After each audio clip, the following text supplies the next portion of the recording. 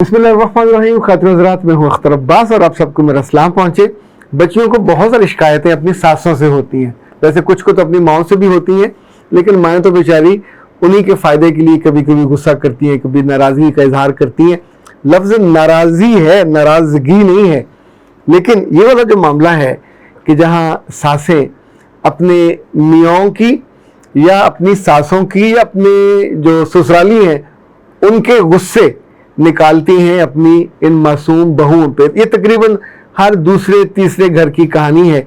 अभी ये जो सवाल है शाहीना ने पूछा है कि सर मेरी दूसरी शादी है और मेरे मियाँ की भी दूसरी शादी है।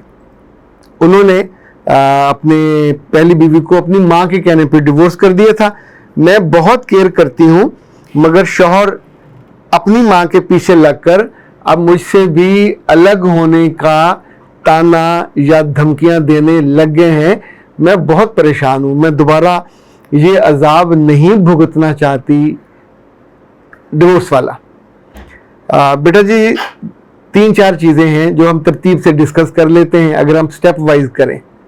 नंबर 1, कहीं ऐसा है कि आपकी सास आपसे नाखुश है तो उसकी तरफ अपनी तवज्जो बहुत ज़्यादा बढ़ा दीजिए। चाहे उसके पास बैठना हो, चाहे उसको दबाना हो। ये गुलामी नहीं है, ये आप अपना घर बचाने की कीमत है जो आपको चुकानी है। किसी अहमक लड़की के कहने पे आके वो जो होती है ना खुदसुरों वाली कैफियत, उसमें ना चले जाइए। नंबर 2, ये घर बसे या ना बसे अभी हम नहीं जानते। खुदा ना खास्ता अगर नहीं बसता तो भी उनको शर्मिंदगी होनी चाहिए बाद में कि इतनी अच्छी लड़की हमने गंवा दी। सो अपने रवैये में जितनी उम्दगी और जितनी खूबसूरती आप ला सकते हो, खिदमत में आप खुद कहते हो मैं केयरिंग हूँ, तो अब आपने गुस्सा भी नहीं करना। अब आप आते हैं तीसरी पे, इसकी रेमेडी क्या करें। अपने मियाँ को देखते ही जब आप उनको छूते हैं, जब उनके साथ बैठें, जब उनके साथ लेटें, तो आपने मुसलसल बावजू रहना है और या वदूदों का जिक्र करते रहना है। जो ही उसका मुंह परे चुप करके फूंक मार दे, उसके लिए अलग से दुआ करनी है कि अल्लाह मेरे मियाँ का जो दिल है वो अपनी मोहब्बत से भी भर दे और उसमें मेरी मोहब्बत भी डाल दे। मुझे वो रुस्वा ना करे, मुझे वो बेआसरा ना करे, मुझे वो जुदा ना करे। इसी तौर पे दिन भर जब मियाँ घर से बाहर हो तो फिर आपने या रऊफ़ो या मुइज़्ज़ो, ये दोनों अल्लाह के नाम है, बहुत बरकत वाले नाम है। यानी इनकी खूबी, खूबसूरती और इनका असर मैंने अपनी ज़िंदगी में बेशुमार दफ़ा देखा है। उन लोगों के दिल बदल जाते हैं और जिनका दिल आपके बुग़्ज़ से भरा हुआ होता है, वो जो आपके बारे में काइंड नहीं होते, सॉफ्ट नहीं होते। गिनिए मत, चूँकि मुश्किल में हैं तो खुली तस्बीह करते रहिए और माँ के सामने होंठ नहीं हिलाने। वो कहेगी जादू करनी है, मुझ पे जादू कर रही है, तो आते जाते चाहे कमर पे फूंक मारें, चाहे उसका खाना जो देने लगे उसको दे, पानी देने लगे उस पे फूंक मारें। साथ ही अपनी दुआ करनी है कि अल्लाह इस भली खातून का दिल अपनी मेहरबानी से भर दे ताकि मुझ पे ये शफीक हो जाए, मेरे घर को वीरान ना करे, बर्बाद ना करे। तीसरी चीज़ जो आपको लाजिम करनी है, रोज़ाना 2 नफल आपके हाजत के अपने ऊपर वाजिब कर लीजिए। और इंशाअल्लाह अज़ीज़, चूँकि अल्लाह ताला मासूमों के, बेगुनाहों के और वो जिनका कोई नहीं होता उनको नहीं मोड़ता।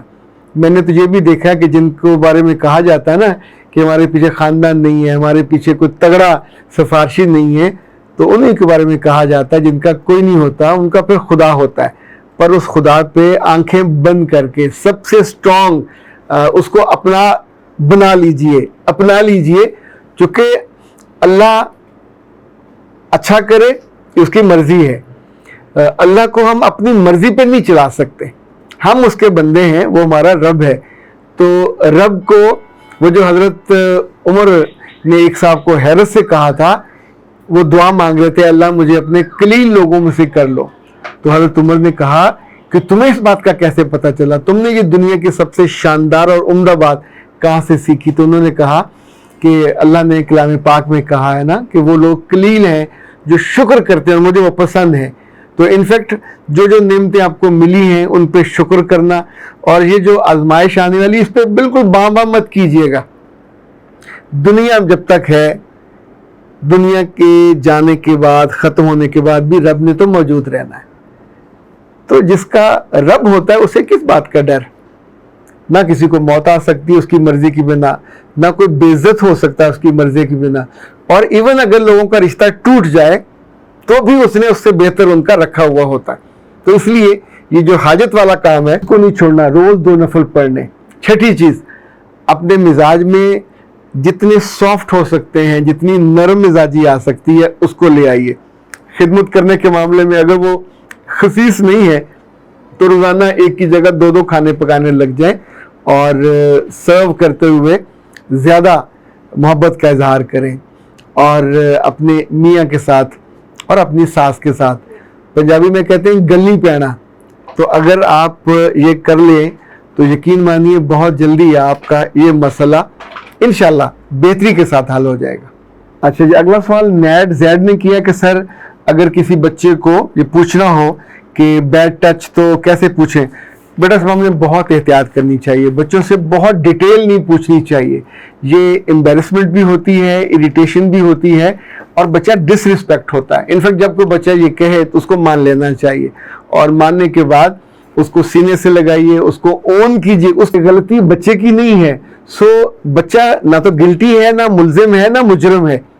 اب آپ نے جس کو کان کھینچنے ہیں، جو کان آپ کھینچ سکتے ہیں ضرور کھینچیے، شکوہ کہیں کر سکتے ہیں کو کیجیے، جس کی مدد لینی ہو لیجیے، لیکن بچوں کے بارے میں بہت زیادہ، ہاں اگر کوئی ایکسٹریم یعنی بیڈ ٹچ سے آگے تک معاملہ چلا گیا ہے تو پھر بعض دفعہ آپ کو خود کرنے کی بجائے کسی سائیکالوجسٹ کی مدد لینی چاہیے، کیونکہ کون سا سوال کرنے والا ہوتا ہے، کون سا نہیں کرنے والا ہوتا ہے، یہ بہت اہم ہوتا ہے اس والے معاملے میں. علی نے بھی بیڈ ٹچ کے حوالے سے پوچھا ہے کہ سر میں بھی جب چھوٹا تھا تو بعض دفعہ یہ سہتے تھے، اگر کسی بچے کو بیڈ ٹچ کا معاملہ ہو تو کیسے پوچھا جائے؟